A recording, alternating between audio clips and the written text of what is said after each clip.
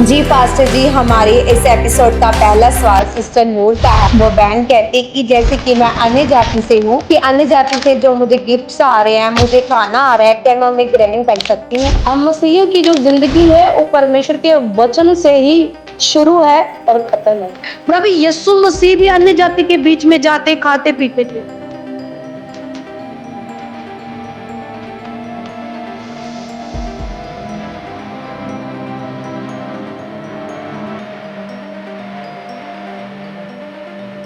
नए एपिसोड में स्वागत है जिसका नाम है आपकी सहेली, आपके सवाल और मेरे जवाब। जो कोई भी परमेश्वर खुदावन प्रभु यीशु मसीह की हजूरी में आता है वो सेम वापस नहीं जाता। और मेरा विश्वास है कि जब आप सब परमेश्वर की हजूरी में आए, जीवित हजूरी में, आज आप सब भी सेम वापस नहीं जाएंगे। प्रभु की दासी पास्टर रेखा आज हमारे साथ है, जिनको परमेश्वर की ओर से दर्शन था कि बहुत सारी महिलाओं के सवालों का जो वो जवाब दें। तो आज प्रभु की दासी इस वीडियो के जरिए जो आपके सवाल चलते हैं, आपके मनों में सवाल चलते हैं, आपके परिवारों में सवाल चलते हैं, और परमेश्वर की दासी पास्टर रेखा परमेश्वर के आत्मा के जरिए आज आपके सवालों के जवाब को देंगे।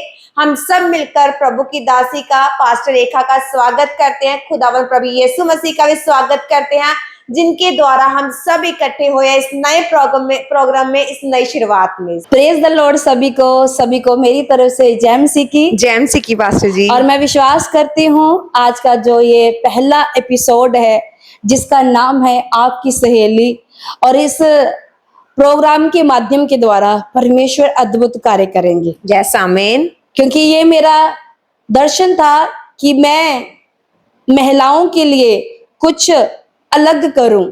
जितनी बहनें बहुत सारी परिस्थितियों में जूझ रही है, समाज में रहते हुए, समाज को ना छोड़ते हुए, वो कैसे मसीह में आगे बढ़े, कैसे मसीह की आज्ञाओं को माने, वो कैसे मसीह में चले, समाज में चले, जिससे आत्मिक लाइफ और संसारिक लाइफ भी बैलेंस हो। तो ये मेरा एक दर्शन था कि मैं एक ऐसा प्रोग्राम लॉन्च करूं जिसके द्वारा मैं अपनी बहनों का साथ दे सकूं, परमेश्वर के पवित्र बाइबल में से मैं उनको गाइड कर सकूं कि वो कैसे समाज में रहते हुए, संसार में रहते हुए अपने कर्तव्य को निभाए। और मैं आप सभी का वेलकम करती हूँ, स्वागत करती हूँ, विश्वास करती हूँ ये प्रोग्राम आपकी जिंदगी में बड़े बदलाव को लेके आ रहा है। जी पास्टर जी, हमारे इस एपिसोड का पहला सवाल सिस्टर नूर का है, जिन्होंने अपने मैसेज के जरिए अपना सवाल आपके आगे रखा है। वो बहन कहती कि जैसे कि मैं अन्य जाति से हूँ, और उन बहन का कहना है कि मैं अन्य जाति के साथ जैसे मिलती वर्तती हूँ। आप परमेश्वर की आत्मा के जरिए मुझे बताएं कि अन्य जाति से जो मुझे गिफ्ट्स आ रहे हैं, मुझे खाना आ रहा है, क्या मैं उन्हें ग्रहण कर सकती हूँ? ये बहुत ही अच्छा सवाल है, और शायद इसी प्रोग्राम का इसलिए ये नाम रखा गया है आपकी सहेली, जहां पर मेरी बहनें अपने विचारों को पेश कर पा रही है। और पहला जो विचार जो आया है, जो मैसेज आया है, बहुत अच्छा लगा मुझे कि आपने इस मैसेज को किया है। मैं आप लोगों को कहना चाहती हूं कि परमेश्वर पिता वचन में से हमें क्या कहता है। हम मसीहियों की जो जिंदगी है वो परमेश्वर के वचन से ही शुरू है और खत्म है। हमारी सारी जिंदगी वचन में ही आधारित है। तो आइए परमेश्वर के वचन में से हम पढ़ते हैं रोमियो की पुस्तक, उसका 12 चैप्टर 9 वर्ष पढ़ेंगे। तो वहां लिखा है, प्रेम निष्कपट हो, बुराई से घृणा करो, भलाई में लगे रहो, भाईचारे के प्रेम से एक दूसरे से स्नेह रखो, परस्पर आदर करने में एक दूसरे से बढ़ चलो। Hallelujah hallelujah. कहने का भाव यह है कि परमेश्वर अपने वचन में कहता है, चाहे हम अन्य जाति के समाज में रहते हैं, हमें कैसा रहना है। परमेश्वर हमें खास खास बाइबल में बातें बताते हैं कि हम जो मसीह है, हमारा जो अन्य जाति समाज के साथ संबंध है वो अच्छा होना चाहिए। जी जी। सामाजिक प्रभाव हमारा प्रभावशाली होना चाहिए, क्योंकि जब हम प्रभावशाली होंगे, हम भलाई करने वाले, हमारे चरित्र के द्वारा परमेश्वर दिखता होगा तो समाज में एक अच्छाई की बात होगी। समाज मसीहत को अच्छी नजर से देखेगा और परमेश्वर हमें आदर करना सिखाता है, परमेश्वर हमें प्रेम करना सिखाता है। हमारा समाज में पहला कार्य क्या है कि समाज में रहकर भाईचारे में रहना, हम एकता में रहें। चाहे हमारे धर्म अलग अलग है, चाहे हम अलग तरह किसी को मानते हैं, पर हमारा जो प्रेम है वो भाईचारे वाला होना चाहिए, सब धर्मों से प्रेम करने वाला होना चाहिए। जी, बाइबल ये खास बताती है कि सब धर्मों का आदर करो, सम्मान करो, सब धर्मों का आदर करो, निरादर नहीं। कोई भी धरती पर ऐसा धर्म नहीं है जो दूसरे धर्मों का निरादर करता हो। हर एक ग्रंथ यही सिखाता है कि दूसरों से प्रेम करो, भाईचारा रखो, और हमें भी हमारी पवित्र बाइबल हमें यही सिखाती है कि हम भाईचारा रखने वाले हो, हमारे अंदर प्यार हो। अगर कोई हमारे साथ बुराई करता है, जैसे कि ये बहन कह रही कि हम मोहल्ले में रहते हैं अन्य जाति में, तो हो सकता बहुत सारी बातें वहां होती हो, क्योंकि याद रखना आत्मा से जन्मा हुआ और शरीर से जन्मे हुए का आपस में कोई मेल नहीं होता है। वे लोग शरीर से जन्मे हुए, अब जो हम मसीह में हैं, हम आत्मा में जन्मे हुए हैं, तो हमारा जो मेल आत्मा में वो नहीं हो पाएगा। बट परमेश्वर हमें ये कहता है कि तुम समाज में रहते हुए समाज के लिए एक मिसाल बनो, तुम भाईचारा करो, तुम प्रेम करो एक दूसरे से, अपनी भलाई के द्वारा दूसरे को मोह लो, दूसरे के लिए पसंद बन जाओ। Hallelujah, hallelujah. तो इसलिए परमेश्वर हमें प्यार करना सिखाता है क्योंकि वे खुद प्रेमी हैं। आइए रोमियो की पुस्तक 13 चैप्टर उसकी 8 वर्ष में भी हम पढ़ते हैं, तो वह संत पौलुस जी कहते हैं, आपस के प्रेम को छोड़ किसी बात के कर्जदार ना हो, क्योंकि जो दूसरे से प्रेम रखता है उसी ने व्यवस्था पूरी की है। अगर हम प्रभु के लोग हैं तो हमारा जो पहला कर्तव्य होगा दूसरों से प्यार करना, दूसरों से प्रेम रखना। यही परमेश्वर की व्यवस्था है, यही परमेश्वर की आज्ञा है। अब एक सवाल मैं और इसमें ऐड करना चाहती हूँ, क्योंकि जब से हम भी अन्य जाति समाज में से आए हैं और हमें जो फेस करना पड़ा है, हमने कुछ गलतियां की, कुछ गलतियां उन्होंने की, जिससे क्या हुआ कि हमारे जो संबंध थे वो खराब हुए, हमारे संबंध में गड़बड़ी आई, कहीं ना कहीं उनके अंदर हमारे प्रति नफरत आई, ईर्ष्या आई। उसका कारण हम स्वयं हैं। जी जी, हम उनको दोष ना लगाए कि वो हमारे साथ वह विरोध करते हैं या ईर्ष्या रखते हैं, नफरत करते हैं। वह होगा क्योंकि वो संसारिक है और हम आत्मिक है, पर हम उन पर दोष ना लगाए, कहीं ना कहीं हम खुद भी दोषी है। जी जी, जब हम ज्यादा धर्मी बनने की कोशिश करते हैं, जब हम ये सोचते हैं कि ज्यादा धर्मी बनने से हम शायद पिता को खुश करेंगे, तो ऐसा नहीं है। परमेश्वर ने भाईचारे की मिसाल दी है। स्वयं संत पौलुस बहुत सारे लोगों में के बीच में जाते थे, अन्य जाति लोगों के बीच में खाते थे, पीते थे। प्रभु यीशु मसीह भी अन्य जाति के बीच में जाते, खाते, पीते थे। वे अपना प्रेम, अपना स्वभाव, अपना चरित्र उनको दिखाते थे, भलाई करते थे। जी जी जी, परमेश्वर की नजरों में परमेश्वर किसी का पक्षपात नहीं करता।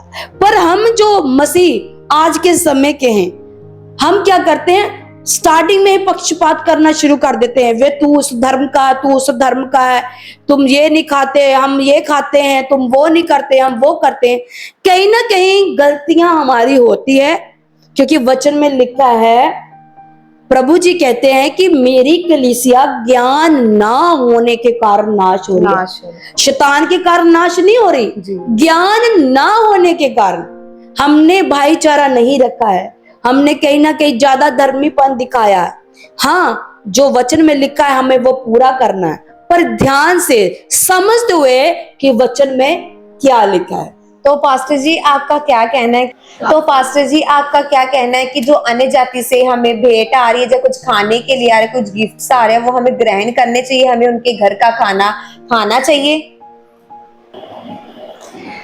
हाँ, अब हम मुद्दे की बात पर आते हैं। ये तो होगी भाईचारे प्रेम की बात कि हम मोहल्ले में रहते हैं तो हम उनके साथ कैसे रहें। तो परमेश्वर ने अपने वचन में से हमें सिखाया कि हमें भाईचारे में रहना है, हमें सबसे प्रेम करना, चाहे वो हमसे नफरत करे, पर हम नफरत के बदले नफरत नहीं कर सकते। हमें प्रेम के लिए बुलाया गया है, हम प्रेम बांटने के लिए बुलाए गए हैं। और रहा सवाल इस बात पर कि हमें अन्य जाति अपने घर में जब बुलाए खाने के लिए, चाहे कोई हमें गिफ्ट दे, चाहे कुछ ऐसी वस्तुएं हमें दे, क्या हमें उन्हें स्वीकार करना चाहिए कि नहीं करना चाहिए? तो हम फिर से परमेश्वर के पवित्र वचन में से ही जानेंगे। पहला कुरिन्थिया 10 चैप्टर उसके 27 वर्ष हम पढ़ेंगे। लिखा है, यदि अविश्वासियों में से कोई तुम्हें नेवता दे, मतलब कोई तुम्हें बुलाए अपने घर में, इनवाइट करे, और तुम जाना चाहो, तो जो कुछ तुम्हारे सामने रखा जाए वही खाओ, और विवेक के कारण कुछ ना पूछो। ये परमेश्वर का वचन देखो, हर एक बात का हल परमेश्वर ने हमें दिया है।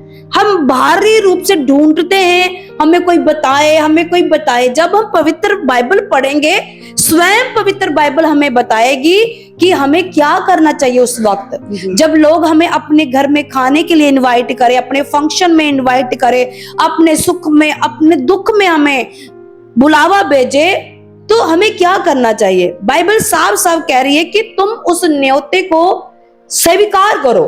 तुम्हारी मर्जी है स्वीकार करना, नहीं करना ये तुम्हारी मर्जी है। अगर तुम उस न्योते को स्वीकार करते हो तो तुम्हारे आगे जो रखा जाए, तुम्हारी जो भी तुम्हारे सामने परोसा जाए, उसे तुम एक्सेप्ट करो, उसे तुम खाओ, क्योंकि वो न्योता देकर आपको बुलाया गया है। आप उनके घर में एक पहुंचाने के रूप में गए हुए हैं, एक गेस्ट के रूप में गए हैं।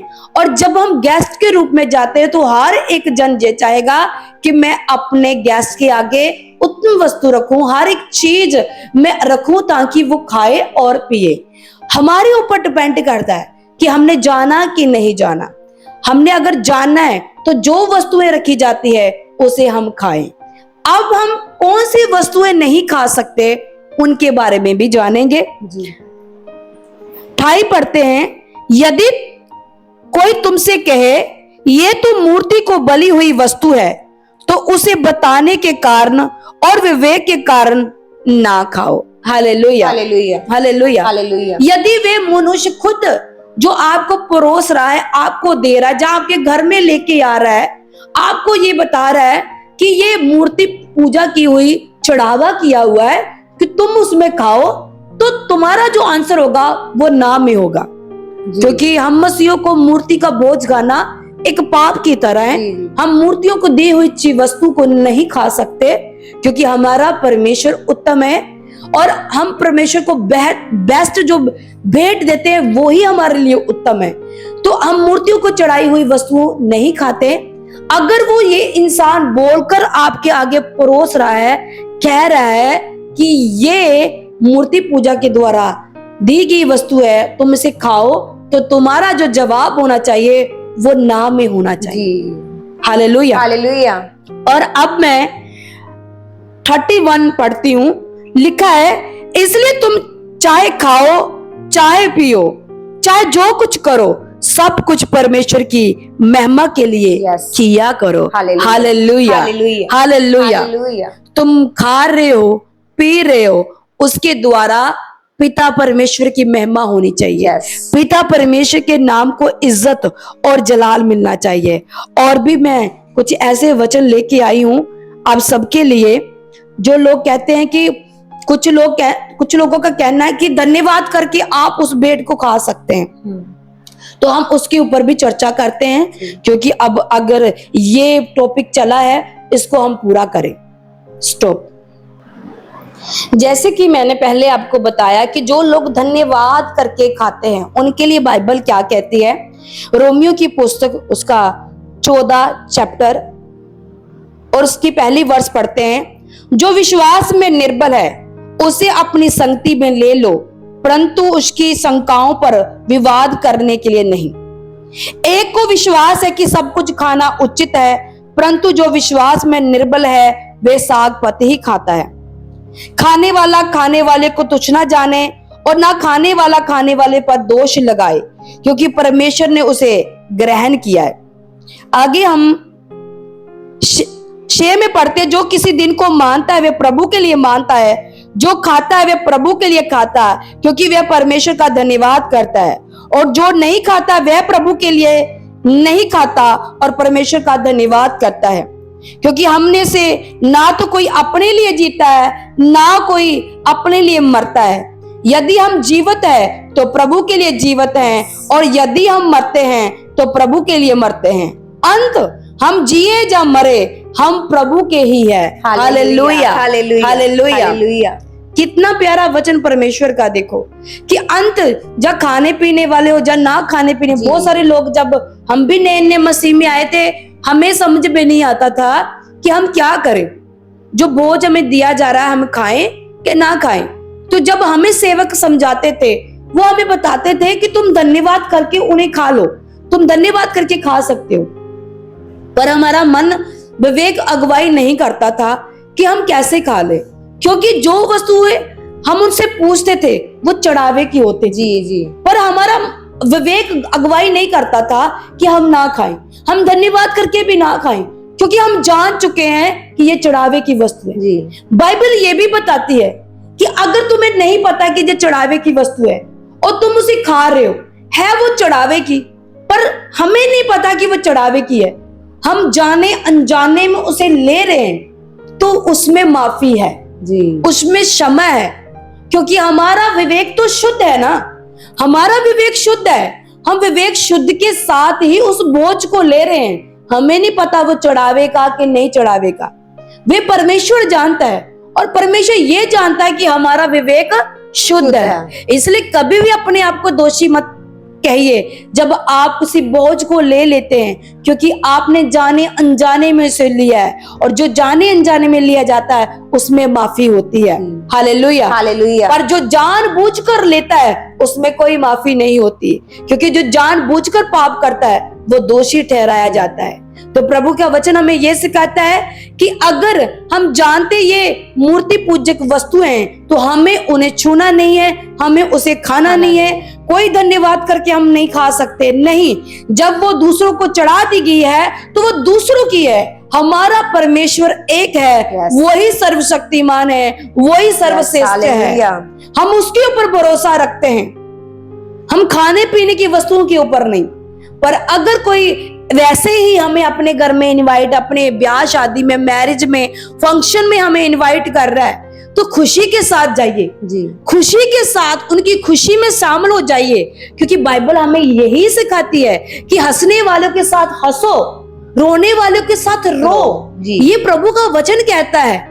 इसलिए हर फंक्शन में आप जाइए, इन्वॉल्व होजिए, पर अपने आप को सेफ रखना, अपने आप को यीशु के लहू में कवर रखना, ये आपकी और मेरी जिम्मेवारी है। क्योंकि वचन रोमियो की पुस्तक कहता है कि हम संसार के सदृश ना बने, हम संसार के सदृश नहीं बन सकते, पर इसी संसार में रहना है, इसी समाज में रहना है। तो हमें बुद्धि के साथ, विवेक के साथ, परमेश्वर के वचनों के साथ, मेल मिलाप के साथ रहना है। Hallelujah, hallelujah, hallelujah. I hope मेरी बहन को जवाब मिल गया होगा कि अगर तुम अन्य जाति में भी हो तब भी तुम सबसे भलाई करो, प्रेम करो, इनवाइट करते हैं, जाओ, कोई उनके घर में वस्तु आ रही है, प्रार्थना करके उन्हें ग्रहण करो, उन्हें खाओ।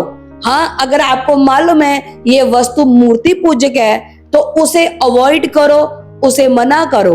परमेश्वर आपकी अगुवाई करेंगे, परमेश्वर आपके साथ है। Hallelujah, hallelujah, hallelujah. सच में पास्टर जी, आपने परमेश्वर के कलाम में से होके परमेश्वर के आत्मा के जरिए बहुत अच्छी रीति से हमें समझाया। ये सवाल का जवाब सिर्फ एक बहन को ही नहीं मिला होगा। मेरा विश्वास है कि जो देख रहे इस वीडियो को वॉच करे, बहुत सारी बहनों को अपने सवालों के जवाब मिले, बहुत सारे भाइयों को जवाब मिले। मैं खुदावन प्रभु यीशु मसीह का थैंक्स करती हूँ। पास्टर जी, आपका भी थैंक्स करती हूँ कि आप हमारे बीच में आकर आपने हम सब बहनों के सवालों के जवाब दिए। तो मैं विश्वास करती हूँ कि आप सब सुपर ब्लेस्ड हुए इस जवाब को सुनकर, परमेश्वर के कलाम में से होकर हम भी सुपर ब्लेस्ड हुए प्रभु यीशु मसीह के नाम से।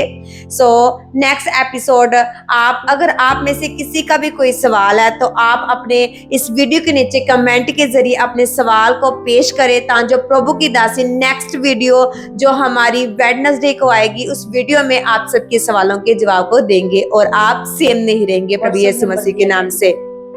ये जो नीचे व्हाट्सएप नंबर आ रहा है, आप इस नंबर के ऊपर अपने कमेंट को भेज सकते हो, अपनी प्रेयर रिक्वेस्ट को भी भेज सकते हो, तो आप सेम नहीं रहेंगे। सभी को जय मसीह की, गॉड ब्लेस यू।